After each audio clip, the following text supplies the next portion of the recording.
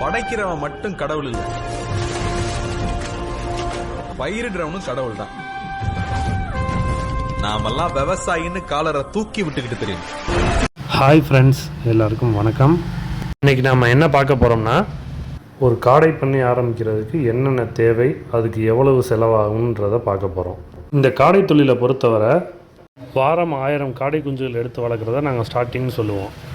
வாரம் 1000 காடை குஞ்சுகள் எடுத்து வளர்க்கும்போது மாதத்துக்கு நம்ம 4 பேட்சுன்னு கணக்கு பண்ணோம்னா 4000 காடைகள் வெளியேற்றுவோம் ஒரு மாதத்துக்கு. அப்படி பண்ணால் மட்டுமே இன்றைக்கி இருக்கிற பொருளாதாரத்துக்கு ஒரு குடும்பத்தை ரன் பண்ணுறதுக்கு எவ்வளவு பணம் செலவாகுமோ அதை சம்பாதிக்க முடியும். முதல்ல நம்ம இடத்துலேருந்து ஆரம்பிப்போம். காடை பண்ணி ஆரம்பிக்கிறதுக்கு நம்மளுக்கு குறைஞ்ச இடமே போதுமானது. இது நம்மள்கிட்ட சொந்த இடமா இருந்தால் ரொம்ப நல்லது. லீஸுக்கோ இல்லை வாடகைக்கு எடுத்தோம்னா நம்ம சம்பாதிக்கிற காசு அதிலே பாதி போயிடும். ஒரு 1000-1500 ஸ்கொயர் ஃபீட் இடம் இருந்தாலே போதுமானது. நம்ம வீடு மொட்டை மாடியில் இடம் இருந்தால் கூட 2000 ஸ்கொயர் ஃபீட் இடம் இருந்தால் கூட அதில் கூட ஆரம்பிக்கலாம். அடுத்து நம்ம பார்க்குறது வாட்டர் சோர்ஸ், நீர் ஆதாரம் ரொம்ப முக்கியமானது. கால்நடை பண்ணைகளை பொறுத்தவரை நீர் ஆதாரம்ன்றது ரொம்ப முக்கியமானது. ஒன்று நம்ம இடத்துல போர் போட்டுக்கணும். அப்படி இல்லைன்னா அந்த வயல்லையோ இல்லை தோப்புலையோ ஆரம்பிச்சிங்கன்னா அங்கே கேணி இருந்துச்சுன்னா அந்த தண்ணியை நம்ம பயன்படுத்திக்கலாம். கேணி தண்ணியை நம்ம பயன்படுத்தும் போது அதில் ப்ளீச்சிங் பவுடர் போட்டு நைட்டே டைல்யூட் பண்ணிட்டு தான் நம்ம யூஸ் பண்ணணும். ஏன்னா அதில் பாக்டீரியாஸ் அதிகமாக இருக்கும் கெட தண்ணியில். போர் வாட்டரை பொறுத்தவரை ஃப்ரெஷ் வாட்டராக இருக்கும், அது ரொம்ப நல்லது காடைகளுக்கு. ஒரு போர் அமைக்கிறதுக்கு எவ்வளோ செலவாகும்னா குறைந்தது 1 லட்சம் வந்துடும். போர் அமைச்சு அதுக்கு மோட்ரு செட் பண்ணுறதுக்கு எல்லாத்துக்கும் சேர்த்து. ஆனால் எங்கள் ஏரியாவிலாம் 500 அடிக்கு மேலே தான் தண்ணி. ஸோ எங்களுக்கெல்லாம் 1 லட்ச ரூபா தொட்டுருச்சு. போர் வாட்டராக இருந்தாலும் சரி, கேணியாக இருந்தாலும் சரி, அந்த தண்ணியை ஸ்டோர் பண்ணுறதுக்கு கட்டாயம் நம்ம ஒரு சின்டெக்ஸ் டேங்க் அமைச்சாகணும். அந்த டேங்க்கை இந்த மாதிரி ஸ்டாண்டு மாதிரி வச்சு அதை ஒரு 6 அடியிலேருந்து 8 அடி இருக்கிற மாதிரி வச்சுக்கணும். இந்த மாதிரி அமைக்கிறதுக்கு நம்மளுக்கு ஒரு 20,000 வந்துடும். அடுத்ததாக நம்ம பார்க்குறது முக்கியமானது ஈபி லைன். காடை பண்ணைகளை பொறுத்தவரை 3A1ன்ற கனெக்ஷன் எடுத்துக்கலாம். நீங்கள் பவுல்ட்ரி பிஸ்னஸ்க்காகவே உள்ள லைன் இது. நார்மலாக உள்ள கமர்ஷியல் பிஸ்னஸை விட இந்த டேரிஃப் வந்து ரொம்ப கம்மியாக தான் இருக்கும். இன்றைக்கி இதோட டேரிஃப் வந்து 500 யூனிட் வரைக்கும் 4 ரூபா 80 காசும், அதுக்கு மேலே 6 ரூபா 95 காசும் போட்டுக்கிட்டு இருக்காங்க. இந்த லைன் எப்படி வாங்குறதுன்னா, நம்ம இடத்தோட டாக்குமெண்ட், பட்டா, சிட்டா, அதோட விஏஓட்ட சர்டிஃபிகேட் வாங்கணும். அந்த சர்டிஃபிகேட்டில் அடங்கலில் வந்து கோழி பண்ணை இருக்கிற மாதிரி அடங்கலில் எழுதி வாங்கிக்கணும். எம்எஸ்எம்இயில் ரிஜிஸ்டர் பண்ணி அந்த சர்டிஃபிகேட்டை டவுன்லோட் பண்ணி வச்சுக்கணும். இடத்தோட பத்திரம், பட்டா, சிட்டா, விஏஓட்ட அடங்கல், அப்புறம் எம்எஸ்எம்இயில் சர்டிஃபிகேட், இதை கொண்டு போய் இபி ஆஃபீஸில் கொடுத்தீங்கன்னா 3A1 கனெக்ஷன் சொன்னீங்கன்னா அவங்களே அப்ளை பண்ணி கொடுத்துருவாங்க. சின்ன லெவலில் ஆரம்பிக்கிற பண்ணைகளுக்கு 2 கிலோவாட் போதுமானது. சிங்கிள் ஃபேஸில் இன்றைக்கி அப்ளை பண்ணோம்னா இன்றைக்கி ஒரு 20,000 செலவாகும். அதாவது டெபாசிட், வயரிங், எலக்ட்ரிஷியன் எல்லாம் சேர்த்து ஒரு 20,000 வந்துடும். அடுத்ததாக நம்ம பார்க்குறது காடை பண்ணைகளுக்கு எப்படி செட்டு அமைக்கலாம்னு. வாரம் 1000 காடை வளர்க்குறதுக்கு 1000 சதுரடியில் நம்மளுக்கு செட்டு தேவைப்படும். அதாவது ஒரு 50க்கு 20ன்னு நம்ம கணக்கு வச்சுக்கலாம். காடை பண்ணைகளை பொறுத்தவரை கிழக்கு மேற்கில் செட்டு அமைக்கிறது ரொம்ப நல்லது. நீங்கள் வடக்கு தெற்கில் செட்டு போட்டிங்கன்னா காலையில் வெயிலும் சாயங்கால வெயிலும் செட்டுக்குள்ளே வரும், அது காடைகளுக்கு செட் ஆகாது. அப்புறம் முறையான காத்தோட்டம் இருக்காது அதுக்கு. அதனால் நீங்கள் கிழக்கு மேற்கில் செட்டு அமைச்சிக்கிறது ரொம்ப நல்லது. அந்த செட்டோட சென்டர் ஹைட்டு பார்த்திங்கன்னா குறைஞ்சது 10 அடியாச்சும் இருக்கணும். சைடு வாரம் பார்த்திங்கன்னா ஒரு 8 அடி இருக்கலாம். இது எதற்காக நம்ம ஹைட்டாக போடுறோம்னா, வெயில் காலத்தில் வந்து அதோட அந்த உஷ்ணம் வந்து அதில் காடையில் தாக்காமல் இருக்கிறதுக்காக. அதே மாதிரி நீங்கள் சைடில் செங்கலோ இல்லை ஹாலோ பிளாக்கோ வச்சு கட்டும்போது ஒரு 1.5 அடி மட்டும் வச்சு கட்டினா போதும். அதுக்கு மேலே நம்ம வச்சு கட்டக்கூடாது. ஏன்னா காடைகளுக்கு சரியான காற்றோட்டம் கிடைக்காது. நம்ம முன்னாடி பார்த்த மாதிரி 50க்கு 20ன்ற சைஸில் செட்டு போட்டிருந்தோன்னா இந்த மாதிரி 5 பார்ட்டிஷனாக அதை பிரித்து வச்சுக்கணும்.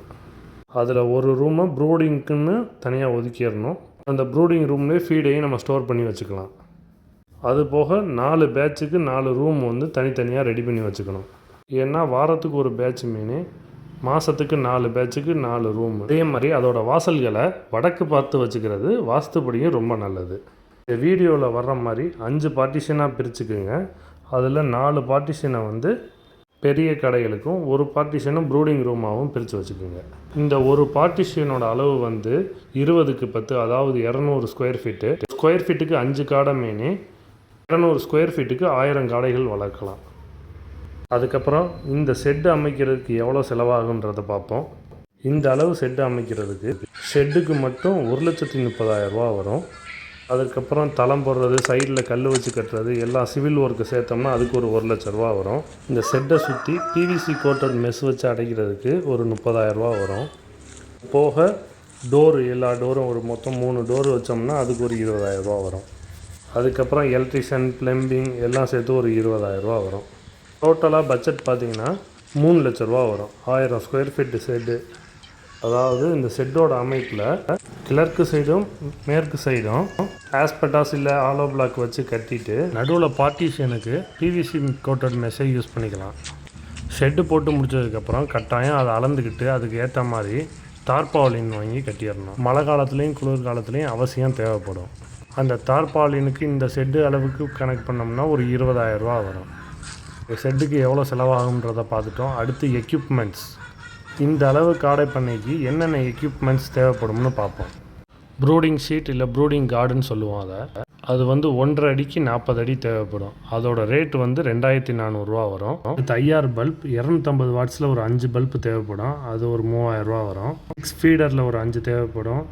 6 ட்ரிங்கரில் ஒரு 5 தேவைப்படும். 4 லிட்டர் ட்ரிங்கரில் 8 தேவைப்படும். 4 கிலோ ஃபீடரில் 8 தேவைப்படும். 8 கிலோ ஃபீடரில் ஒரு 20 தேவைப்படும். ஆட்டோ ட்ரிங்கரில் ஒரு 20 தேவைப்படும். அது போக டெம்பரேச்சர் மீட்டர், வெயிட் ஸ்கேல் இதெல்லாம் டோட்டலாக ஒரு 23,000 வரும்.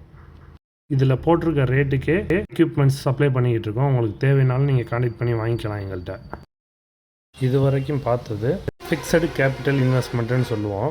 அப்படின்னா நிலையான மூலதன முதலீடு. இந்த ஷெட்டு, எக்யூப்மெண்ட்ஸு, போர் போட்டது, இபி இதெல்லாம் ஒன் டைம் இன்வெஸ்ட்மெண்ட்டு. அடுத்து நம்ம பார்க்குறது ஒர்க்கிங் கேபிட்டல்னு சொல்லுவோம். செயல்பாட்டு மூலதன முதலீடு. இதில் சிக்ஸு, தீவனம், வாங்குகிற மெடிசின்ஸ் எல்லாமே உள்ளடங்கும். இந்த ஒர்க்கிங் கேபிட்டல் நம்ம ஒரு மாதத்துக்கு தேவையான அமௌண்ட்டுக்கு எவ்வளோ வரும்ன்றதை நான் சொல்லிடுறேன். ஏன்னா காடையை பொறுத்தவரை 1 மந்தில் அது வளர்ச்சி அடைஞ்சிரும். அதை விற்றுருவோம். அதுக்கப்புறம் அந்த அமௌண்ட்டே நம்ம ரொட்டேஷன் பண்ணிக்கலாம். வாரத்துக்கு 1000 சிக்குன்னு கணக்கு பண்ணோம்னா 4 வாரத்துக்கு 4,000 சிக்ஸு. இன்றைக்கி நம்ம ஃபார்மோட ரேட்டு ₹7.50 கொடுத்துக்கிட்டு இருக்கோம். அதுபடி கணக்கு பண்ணோம்னா 30,000 வரும் 4 பேட்சுக்கு, 4,000 சிக்ஸுக்கு. அதுக்கப்புறம் தீவனம். இந்த 4,000 சிக்ஸுக்கும் 12 மூடை ப்ரீ ஸ்டார்டரும் 24 மூடை ஸ்டார்டரும் தேவைப்படும். இன்றைக்கி உள்ள ரேட்டு படி பார்த்தோம்னா தீவனம் 36 மூடைக்கும் 80,000 வரும். அது போக நம்ம உள்ளே போடுற material, news paper, electric bill எல்லாம் சேர்த்தோம்னா ஒரு 5,000 வரும் ஒரு மாதத்துக்கு. டோட்டலாக நம்மளுக்கு ஒர்க்கிங் கேபிட்டல் 1,15,000 கையில் வச்சுருக்கணும். அந்த அமௌண்ட் இருந்தால் நம்ம மாதம் மாதம் அதையே திருப்பி ரொட்டேஷன் பண்ணிக்கலாம். இப்போ மொத்தம் எவ்வளோ இன்வெஸ்ட்மெண்ட் தேவைப்படுதுன்றதை பார்ப்போம். போரை நான் அதில் கணக்கு பண்ணலை. பேத்துட்ட போரு இல்லைன்னா கேணி வசதி இருக்கும். சின்டெக்ஸ் டேங்க் அமைக்கிறதுக்கு ஒரு 20,000 வரும். இபி கனெக்ஷனுக்கு ஒரு 20,000 வரும். ஷெட்டுக்கு ஒரு 3 லட்சம். தார்பாலினுக்கு ஒரு 20,000. எக்யூப்மெண்ட்ஸுக்கு ஒரு 23,000. ஒர்க்கிங் கேபிட்டல் நம்ம 1,15,000 கையில் வச்சுக்கணும். டோட்டலாக பார்த்தோம்னா 4,98,000 தேவைப்படும்.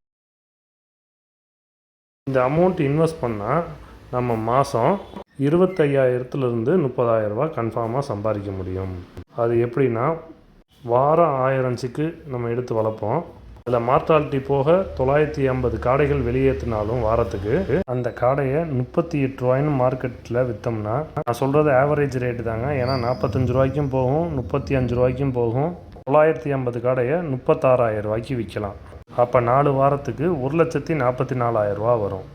இதில் நம்ம ஒர்க்கிங் கேபிட்டலுக்குன்னு 1,15,000 முதலீடு பண்ணியிருந்தோம். அதை நம்ம கழிச்சோம்னா 29,000 லாபம் நிற்கும். இதுதான் நம்ம ஒரு மாதத்தோட லாபம். இது ஒரு ஆவரேஜ் கணக்கு தாங்க. 25,000லேருந்து 30,000 ஆனால் கன்ஃபார்ம் இதில் சம்பாதிக்க முடியும். இந்த தொழிலில் 25% காடை குஞ்சுகளை காப்பாற்றிட்டோம்னாலே பாதி வெற்றி அடைஞ்ச மாதிரி. அதை கடைகளில் மார்க்கெட்டிங் பண்ணிட்டோம்னா 100% வெற்றி பெற்ற மாதிரி. இந்த வீடியோவை முழுமையாக பார்த்ததுக்கு ரொம்ப நன்றி. இந்த வீடியோ உங்களுக்கு பயனுள்ளதாக இருக்குன்னா ஒரு லைக் பண்ணிக்கோங்க. சேனலை சப்ஸ்கிரைப் பண்ணாதவங்க கட்டாயம் சப்ஸ்கிரைப் பண்ணிக்கோங்க. நன்றி, வணக்கம். காடை குஞ்சுகள், தாய் காடைகள், முட்டை காடைகள், அப்புறம் தூய நாட்டுக்கோழி குஞ்சுகள் எல்லாமே சப்ளை பண்ணிக்கிட்டு இருக்கோம். எக்யூப்மெண்ட்ஸும் தமிழ்நாடு ஃபுல்லாகவே சப்ளை பண்ணிக்கிட்டு இருக்கோம். தேவைன்னா டிஸ்பிளேயில் தெரிகிற நம்பரை கான்டாக்ட் பண்ணுங்கள். இங்கதான் சாரே, நம்ம பாக்குறத வேலை நம்ம கரெக்டா பார்த்தா தானே நமக்காக வேலை பாக்குறான் அவனோட வேலை கரெக்டா பாக்கும். சத்தியமா சொல்றேன் சாரு, நான் இது சும்மா ஹாபிக்காக பண்ணல, 100% ப்ரொஃபஷனல். இன்குபேட்டரும் நாங்கள் மேனுஃபேக்சரிங் பண்ணி சப்ளை பண்ணிகிட்ருக்கோம். நாட்டுக்கோழி முட்டைனா 200 முட்டைக்கு மேலேயும், காடை முட்டைனா 1000 முட்டைக்கு மேலேயும் மேனுஃபேக்சரிங் பண்ணி கொடுத்துக்கிட்ருக்கோம். மிஷின் தேவைப்பட்டாலும் இந்த நம்பருக்கு கான்டாக்ட் பண்ணுங்கள்.